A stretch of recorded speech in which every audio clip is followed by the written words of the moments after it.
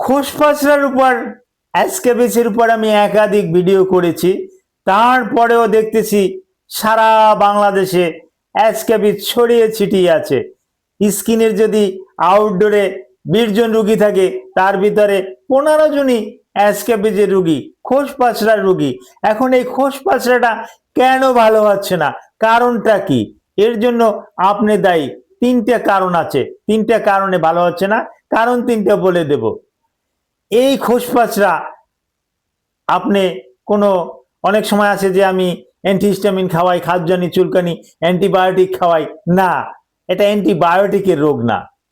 এই যে দেখতেছেন যে পচে গেছে খোসপাচড়া, পুজযুক্ত স্কিন, এটা কিন্তু অ্যান্টিবায়োটিকে ভালো হবে না, ওটা কিন্তু প্যারাসাইট। জীবাণুর নাম সার্কোপটিস অ্যাসকেবিস। এই সার্কোপটিস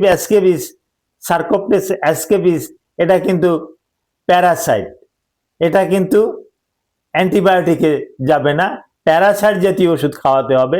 প্যারাসাইট জাতীয় কয়টা 4টে ওষুধই আছে, এই 4টা ঔষধের নামও আমি বলে দেব সংক্ষেপে। মনোযোগ সহকারে ভিডিওটা দেখুন। আসসালামু আলাইকুম রহমতুল্লাহি ওয়া বারাকাতুহু। আমি ডাক্তার মীর শহীদুল ইসলাম, আমার চেম্বার শুভেচ্ছা 255, ঐতিহ্যবাহী শেখঘাট, সিলেট। গুগলে গিয়ে ডাক্তার মীর শহীদুল ইসলাম কথাটি লিখে সার্চ দিলে আপনি আমার সম্পর্কে বিস্তারিত তথ্য পেয়ে যাবেন। দর্শক শ্রোতা, আলোচনা করব খোসপাচড়া বা অ্যাসকেবিসের উপরে। এই অ্যাসকেবিসের উপরে আলোচনা ইতিপূর্বে করেছি, আজকেও নতুনভাবে আলোচনা করছি। একটা জীবাণু দিয়ে হয়, জীবাণুর নাম সার্কোপটিস অ্যাসকেবিস। এই সার্কোপটিস অ্যাসকেবিস এটা একটা পরজীবী, একটা প্যারাসাইট।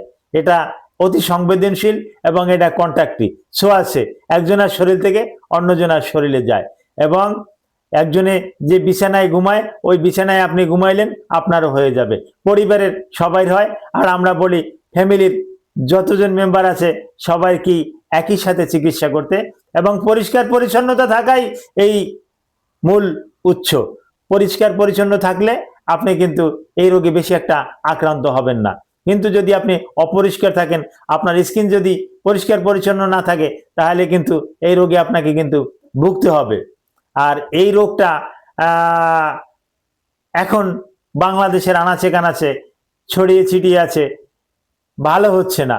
ভালো হচ্ছে না তার কারণ সে সঠিকভাবে চিকিৎসাটা নিচ্ছে না। এর চিকিৎসা আমি আগেই বলছি, এর চিকিৎসা 4টে চিকিৎসার ভিতরে নাম্বার 1 বেনজিল বেনজোয়েট 25%, কারো কারো ক্ষেত্রে পার্সেন্টেজ কমিয়ে দেই। মনোসালফারাম, এটাও 25%, এটাও কারো কারো ক্ষেত্রে কমিয়ে দেই। তারপর পারমিথিন 5%, কোটামিটন 10%, কম্বিনেশন কোটামিটন পারমিথিন পাওয়া যায়। ইভারমেকটিন বা আইভারমেকটিন, এটা 6 mg 12 mg পাওয়া যায়। এটারও একটা ডোজ আছে। এই কম্বিনেশন ডোজ যদি আপনি দেন, তাহলে কিন্তু রোগী ভালো হয়ে যাবে। কিন্তু আপনি ভালো হলেন, কিন্তু ফ্যামিলিতে আরেকজন আছে, তার রয়ে গেল, কোনো কাজ হবে না। ফ্যামিলিতে যে কয়জন মেম্বার আছেন সবাই একই সাথে এই ওষুধগুলো ব্যবহার করুন, ফ্যামিলির সবাই ভালো থাকবেন। ফ্যামিলির সবাই যখন ভালো থাকবেন, তখন আর এই সমস্যাগুলো আর হবে না। কিন্তু একজন ভালো হয়ে গেলেন, আর একজন থাইকে গেল, এটা কিন্তু রিজেনারেট করবে। তাই আপনাদের কাছে আকুল আবেদন, এই অ্যাসকেবিস বা খোসপাচড়ার চিকিৎসাটা যখন করবেন, ফ্যামিলির সবাই একত্রে করবেন। এরপরেও আপনার যদি কিছু জানার থাকে, ভিডিওর কমেন্ট বক্সে কমেন্ট করবেন, আমি আপনাকে জানিয়ে দেব। Thank you all.